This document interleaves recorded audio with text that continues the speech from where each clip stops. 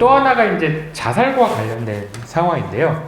사실 북한의 자살률이 얼마인가 이렇게 찾아보면 좀 알기 힘든 경우가 많아요. 근데 이제 WHO는 세계보건기구에서 이제 북한의 자살에 대해서 이제 검색을 하면 나와 있긴 하거든요. 근데 이거는 사실은 북한에서 리포트한 게 아니라 보건기구에서 계산을 한 거예요. 그래서 높게 나와 있고요. 그래서 보면 그러면 이제 북한의 자살률이 얼마나 됐을까? 사실은 이제 이런 거를 좀 고민을 해볼 수가 있을 텐데, 이제 구소련이나 동구권 이제 붕괴된 나라들, 이런 나라들의 자살률이 굉장히 높거든요. 그리고 체제 변화가 영향을 줄 수가 있는 것들이죠. 그래서 근데 북한에서의 자살에 대해서 제가 이제 탈북민들이랑 이야기를 해보면, 이제 한국에서는 이제 지금 한국이 잘 아시겠지만 제가 뒤에도 말씀드리겠지만 OECD에서 자살률이 1위거든요. 자살률 1위고, 그러면 사실 이제 한국 정부에서는 제가 저희 병원 같은 데도 이제 보건복지부에 산하 있는 병원이니까 이걸 어떻게 낮출 수 있을까 굉장히 많이 노력을 하거든요. 뭐 예를 들면 이제 뭐 효과가 있다 없다 이런 얘기도 있었지만, 뭐 최근에는 언론 보도 같은 것도, 옛날에는 자살에 대해서 굉장히 막 자세히 묘사했거든요. 근데 요즘엔 언론을 보시면 아시겠지만 뭐 누구 사망체로 발견, 자살로 추정 이렇게 되어 있고, 기사 맨 밑에 보면 뭐 생명전환은 몇 번이고 뭐는 몇 번이고 이런 식으로 쭉 되어 있거든요. 그러니까 나라에서 이 자살을 좀 어떻게 하면 낮출까 이런 영향을 하고, 물론 한국 사회에서 다 노력을 해야 되는 부분도 있죠. 뭐 더 크게 봤을 때는 뭐 어떤 실업률이라든지 어떤 사회적인 여러 문제라든지 이런 것들이 자살에 영향을 미치고, 뭐 우울증 검진을 해야 된다 여러 얘기도 있지만, 결과적으로 이제 사회에서 계속 자살에 대해서 이렇게 관심을 갖거든요. 근데 탈북민들하고 얘기해 보면 자살을 국가가 관리를 한다? 국가에서 상담을 해줘야 된다? 여기에 대해서는 별로 생각을 못하고 있어요. 그러니까 자살은 그냥 개인 문제다. 그냥 지가 죽는 건데 왜 그걸 국가에서 해야 되냐? 이런 거에 대해서 좀 이해를 못하는 거 있고, 북한 사회들도 사실은 좀 그런 측면들이 아직도 남아있거든요. 그리고 그 이면에는 이제 이게 정신보건의 문제다, 아니면 정신건강의 문제다라는 것보다는 어떤 개인의 일탈행위, 개인의 잘못된 행위, 뭐 이런 식으로 바라보는 게 훨씬 큰 것 같아요, 북한 사회 자체는. 그리고 자살 보고가 별로 없어요. 그래서 이거는 이제 제가 탈북민들한테 이야기를 들은 거지만, 사고사나 병사로 이렇게 보고가 되는데 알고 보면 자살하는 케이스도 있을 거다, 이렇게 이야기하는 경우도 있고. 그러니까 국가 자체에서 이 사람이, 사실 한국은 이제 사망 통계 같은 것들이 있기 때문에 자살률이 매번 발표가 되는데, 이제 이런 것들도 확실하게 알 수가 없다는 거죠. 그리고 이제 자살을 한 사람에 대해서, 이것도 이제 탈북민들의 증언이기 때문에 뭐 제가 모르겠지만, 이거는 이제 반역죄다. 왜 이렇게 좋은 세상에서 너는 왜 죽으려고 하냐, 이런 식으로 반역으로 이렇게 좀 사회에 어떤 불순한 것들로 치부되고, 뭐 그렇기 때문에 사실 이제 사고 났다, 뭐 병 걸려서 죽었다 이런 식으로 이렇게 치부되고 이렇게 좀 이렇게 포장되거나 이런 경우가 있을 것 같고요. 한국도 사실은 예전에, 지금은 이제 그러지 않겠지만 더 옛날로 거슬러 올라가면 자살한 걸 자체에서 막 되게 숨기기도 하고, 뭔가 잘 주변에서 모르고 그러는 경우가 좀 있었거든요. 그래서 그런 것들이 아직 북한에 있고, 그러면 이제 북한에서의 자살은 이런 식으로 되고, 그 다음에 제가 추정하기로는 여러 가지로 봤을 때는 북한의 자살률 자체는 아주 낮거나 이러지는 않을 것 같거든요. 어느 정도 높을 것 같고, 여기에 보면 이제 아까 제가 처음에 말씀드렸잖아요. 구소련 붕괴 이후에 이제 어떤 체제가 변화한 나라들이 자살이 높아졌다고 말씀을 드렸는데, 여기에 보면 이제 이게 이제 그 2011년인가요? 여기에 보면 이제 각 나라별로의 자살률이거든요. 근데 여기에 1번이 한국이고, 그다음에 여기 뭐 이게 쭉 보면 이렇게 제가 빨간 걸로 표시한 나라들은 다 이제 공산권에서 이렇게 개방을 한 나라들이거든요. 이게 보면 이제 러시아도 물론 그렇고 루마니아도 그렇고, 그 다음에 이제 뭐 여기에 보면 이제 여러 가지 뭐 벨라루스도 그렇고, 헝가리, 라트비아, 뭐 우크라이나, 뭐 에스토니아 이런 나라들이거든요. 근데 뭐 이것들이 모든 걸 다 말해줄 수는 없지만, 결과적으로 이제 어떻게 보면 북한 사회가 개방을 한다거나 뭔가 변화가 되었을 때 자살률이 올라갈 수 있다는 거죠. 왜냐하면 이런 이제 공산권의 다른 나라들이 개방을 했을 때 이렇게 됐으니까 그렇기 때문에 뭐 이거를 가지고 다 단정을 할 수는 없지만 사실은 이제 제가 초반에도 말씀드렸지만 북한에서 어떤 뭐 자료를 내놓거나 북한에서 뭔가 이야기를 하는 건 아니고 어찌됐든 간접적인 자료로 다 추정을 해볼 수밖에 없거든요. 뭐 결핵이나 이런 거는 북한에서 어떤 통계 자료가 있지만 그래서 그렇다면 결국은 이제 뭐 어떤 통일이나 이런 경우를 봤을 때 뭔가 변화가 있을 거고 북한도 그러니까 그럼 이런 부분에 대해서도 좀 어떤 관심이나 이런 것들이 필요하지 않을까 그런 생각을 좀 해봤고요. 이거는 이제 독일 얘기고 좀 더 오래된 얘기인데 이제 80년대 동독 자살률이 세계 3위였다고 하고요.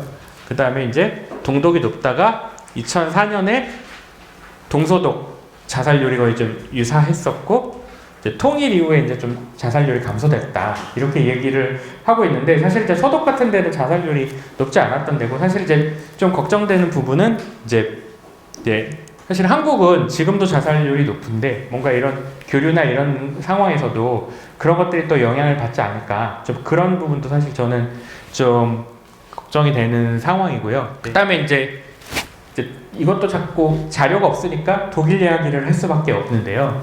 독일에 보면 이제 동독인들의 정신건강 지식 변화인데 여기 보시면 이제 1990년하고 2001년인데 뭐 정신건강에 대한 인식 같은 것도 이게 차이가 뭐 있었다가 웨스트 이스트 차이가 있었다가 비슷해졌고 그다음에 이제 약물 치료 같은 것도 거의 이렇게 처음에는 서독이 2배 정도였는데 비슷해졌고 약물 치료를 많이 받는다는 게 꼭 안 좋은 건 아니고 그만큼 어떤 질환이 있는데 그렇게 접근하지 않았다는 거고 그다음에 정신치료 받는 경우도 비슷해졌고 이런 여러 가지들이 점점 차이가 없게 됐고 그래서 이제 통일이 되면서 이제 동독에서 이제 어떤 정신질환이나 이런 것들에 대해서 조금 더 받게 되었다 이런 것들을 좀 말씀을 드리려고 하고요. 그 다음에 이제 어떤 정신병동이나 아니면 입원 일수 같은 것도 이렇게 점점 좀 줄어드는 그런 양상을 보였거든요. 어떤 이런 통합 과정이나 교류나 이런 것들이 있고 어떤 북한 사회가 변화됐을 때 뭐 이거를 뭐 사실은 이게 다 좀 오래된 일이잖아요. 2000년대 초반 그렇기는 하지만 동독하고 서독하고 통일한 때 아니면 이런 통일은 아니지만 이제 어떤 동구권 국가들이 체제 변화를 해서 이제 개방을 했을 때 겪었던 이런 문제들을 좀 이렇게 보는 것 자체가 북한에서의 어떤 이제 변화가 있게 됐을 때 좀 도움을 주지 않았을까, 도움이 되지 않을까 이런 것들을 좀 말씀을 드리고 싶고요. 북한에서 뭔가 정신건강에 대해서 자료를 이제 공개적으로 발표하는 게 굉장히 적어요. 그렇기 때문에 제가 의존할 수 있는 거는 제가 하나원에서 근무를 하면서 탈북민들하고 이야기를 했던 부분, 그 다음에 아까도 말씀드렸듯이 이런 통일 독일 과정에서의 어떤 것들, 그 다음에 이제 체제 전환한 나라들의 어떤 이야기, 이런 것들이 주가 될 수밖에 없거든요. 그 다음에 이제 정신건강에 대한 것들, 이제 아까 것들과 연결이 되는데, 정신건강에 대한 것들도 되게 인식이 이제, 필요하거든요. 북한에서 아직도 정신과는 아직도 이제 어떤 49호 병원에 대한 이미지가 이제 강한 것 같아요. 그래서 이제 뭐 제가 하나원 근무할 때도 보면 뭐 저보고 49호 의사라고 이야기를 한다든지 좀 그런 의미들이 되게 아직도 있는 것 같고, 제가 아주 뭐 이것도 경험 되게 드물지만 제가 하나원에 있을 때 49호에 입원하셨다가 퇴원하셔가지고 탈북하신 분들도 만나봤는데, 결국 이제 한국은 이제 정신과 입원을 하면 뭐 약물 치료도 하고 상담 치료도 하고 뭐 거기에 따라서 뭐 정말 음악 치료, 미술 치료, 이런 예술 치료 같은 것도 하고 좀 이렇게 다양하게 좀 접근하려고 노력을 하거든요. 물론 이제 약물 치료가 위주이긴 하지만, 근데 이제 그 북한 상황은 아직도 이제 뭐랄까 그런 어떤 그러니까 뭔가 치료를 한다기보다는 이렇게 분리를 해서 약을 먹는, 그러니까 우리가 생각하는 어떤 60년대나 70년대 이런 정신병원처럼 아직까지 편견이 다 있는 것 같고요. 그 다음에 정신장애에 대해서도 한국도 편견이 되게 많잖아요. 지금은 이제 점점 줄어들고 있지만, 이제 정신과의 환자라는 거에 대해서. 근데 이제 북한 사회도 사실은 그렇게 되어 있어요. 그래서 제가 여기 슬라이드는 없지만 예전 아까 그 책에 보면 그런 뭐 책 자체에 이제 정신 질환이나 이런 부분들에 대한 언급해 보면 이제 한국은 되게 이거를 순화해서 쓰려고 많이 노력을 하거든요. 옛날에는 안 그랬었는데, 근데 뭐 무슨 백치, 뭐 머저리 뭐 이렇게 써 있다든지 그런 식으로 많이 되어 있고, 뭔가 그런 것에 대해서 이제 편견이 좀 존재하는 것 같고요.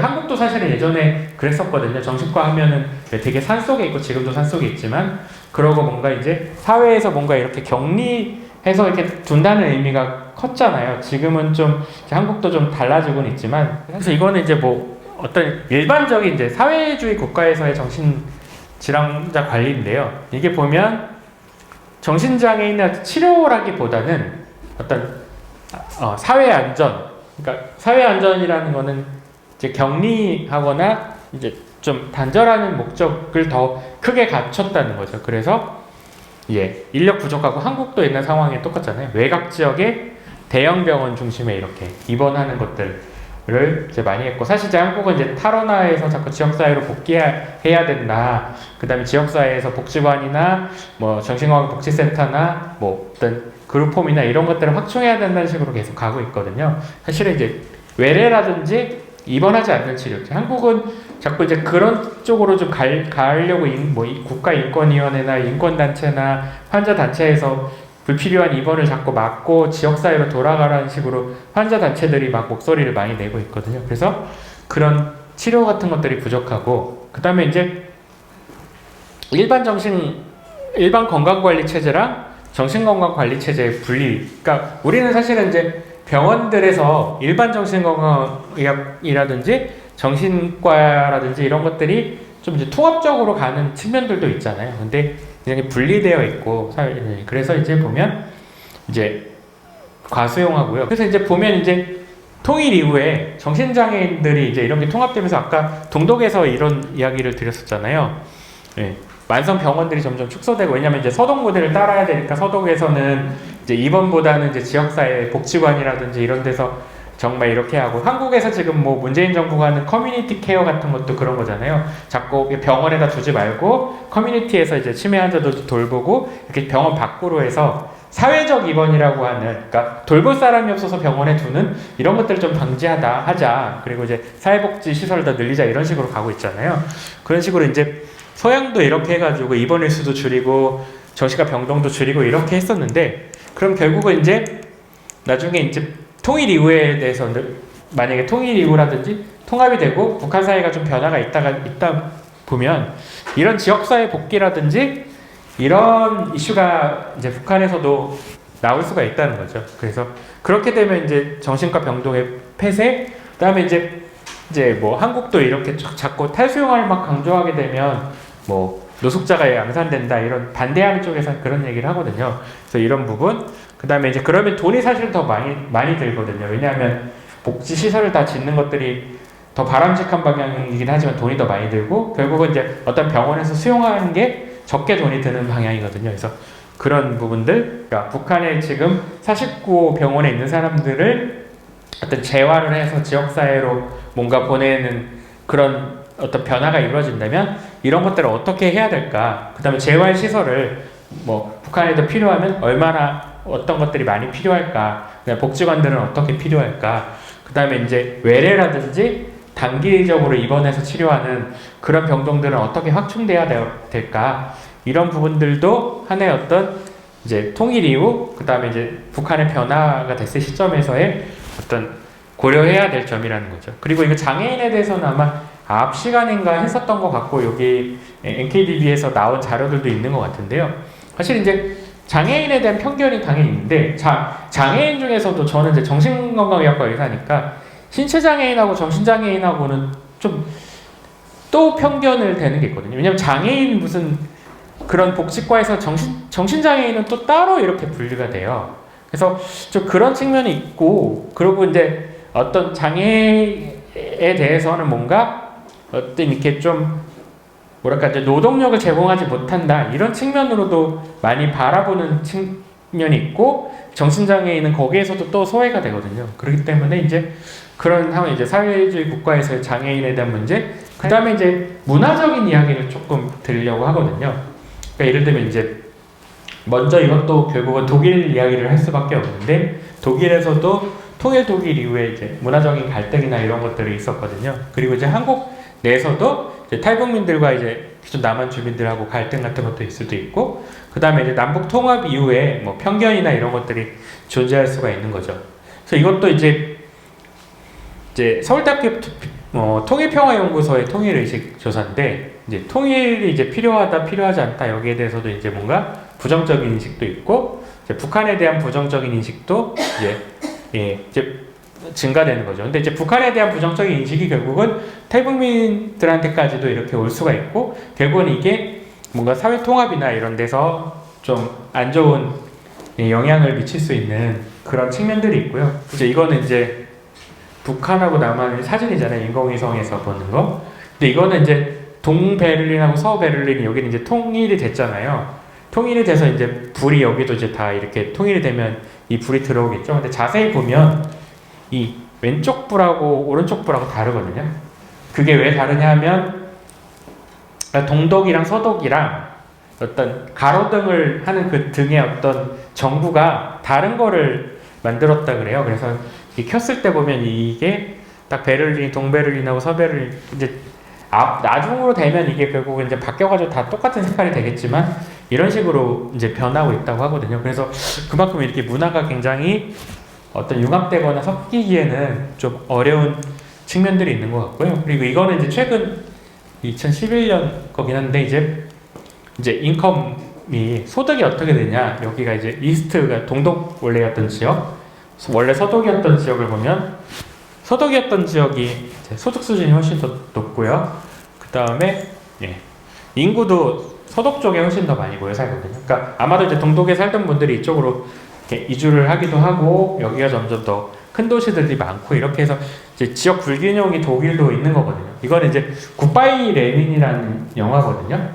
이 영화가 어떻게 되냐면 이 이제 아이가 이제 원래 동독에 살던 아이예요. 동독에 살던 아이인데 이 사람이 이제 어머니가 굉장히 편찮으세요. 어머니가 편찮은 상태에서 어머니가 이제 중환자실 같은 데 들어가서 좀 의식이 없는 상태에서 통일이 돼버린 거예요. 독일이 통일이 돼버렸는데 엄마는 되게 이렇게 공산당을 이렇게 막 추종하고 이런 사람이에요. 그러니까 근데 의사가 얘기를 해요. 엄마가 충격을 받으면 이렇게 갑자기 아플 수 있으니까 충격받지 않게 해라. 그러면서 이 아이가 엄마한테 통일됐다고 얘기를 안 하는 거예요. 그래서 뭐 옛날에 이제 동독제라고 하는 뭐 그런 깡통 같은 것도 이렇게 사러 다니면서 막 사다 놓고 이런 식으로 막 하는 게 나오거든요.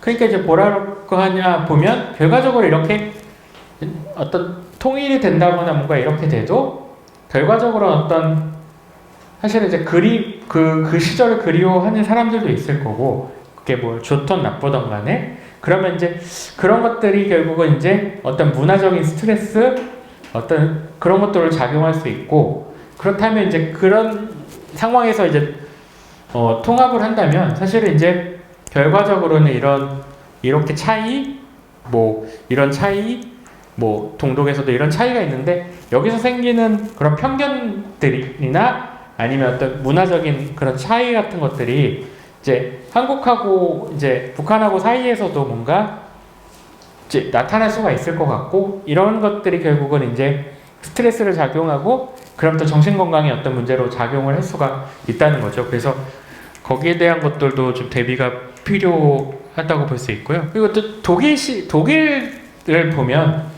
통일 후에 동서독인의 갈등이 있었다는 거죠. 그래서 이제 보면 뭐 서독인과 같은 정체성을 이미 가져버리는 사람도 있고, 이제 서독인과 비교를 하는 사람도 있고, 그러다 보니까 상대적인 박탈감이 생길 수가 있고, 그 다음에 이제 오씨, 배씨 이렇게 얘기하잖아요. 동쪽 사람, 서쪽 사람. 그래서 이제 뭐 상대에 대한 어떤 피해 의식이나 불신, 그 다음에 이런 것들이 계속 생겼다는 거죠. 그래서 이제 어떤 이런 교류 과정이나 아니면 통일이나 통합 과정에서 이런 부분들 자체가 결과적으로는 큰 이제 남한하고 북한을 어떤 큰 하나의 어떤 사회로 보고 하나의 어떤 사람으로 본다면 그런 것들이 이제 스트레스가 되고, 그런 것들이 이제 우울증이나 이런 걸로도 나타날 수가 있다는 거죠. 그래서 거기에 대한 대비를 하는 게 필요할 것 같고요. 잘 사는 사람들은 엄청 잘 살아지고 못 사는 사람은 못 살아지고 이런 상황에서 자신에 대한 실망이나 사회에 대한 분노라든지 이런 것들이 생기게 되고 일반적인 사회주의 국가에서 그다음에 이제 사회주의에 따라서 이제 어떤 기본적인 신뢰나 이런 것들이 대비되면서 뭐 불안하게 되고 뭐 실직이나 강 등의 위협도 생기고 이렇게 돼서 공산주의 국가에서 자본주의 국가로 전환해서 나타났을 때는 이런 갈등들이 다 생긴다는 거죠. 그래서 아까 말씀드렸던 체제 전환을 하는 국가에서 자살률이라는 것도 더 생길 수도 있고 또 우울증 같은 것도 더 생길 수도 있고 그렇기 때문에 사실은 뭐 북한이 어떤 식으로 변화하거나 어떤 식으로 바뀔지는 모르지만 뭐 어떤 모델을 간다고 했을 때 이런 식의 어떤 그 다른 나라들이 변화했던 것들에서 생기는 정신건강의 문제라든지 이런 부분들은 한번 생각을 좀 해볼 수밖에 없는 그런 상황이고요. 이거는 이제 아까 전에 이제 독일에서 나왔던 그런 자료인데요. 이거는 이제 비어진타인 포크라고 해서 이제 우리는 하나의 민족이다 이렇게 하는데 이제 이거를 이제 풍자해서 그린 거거든요. 이렇게 약간의 문화적인 차이가 있는데 이걸 억지로 이렇게 묶어 놓은 거다 독일은 이렇게 해서 이야기를 하는 경우도 있어요. 그래서 결과적으로 이제 자살의 문제, 뭐 우울증의 문제, 뭐 사십고 병원의 문제, 뭐 중독의 문제 이런 것들도 중요하지만 결국은 이제 문화적인 어떤 통합과 이런 것들도 하나의 이슈로 작용할 수 있다는 거고요.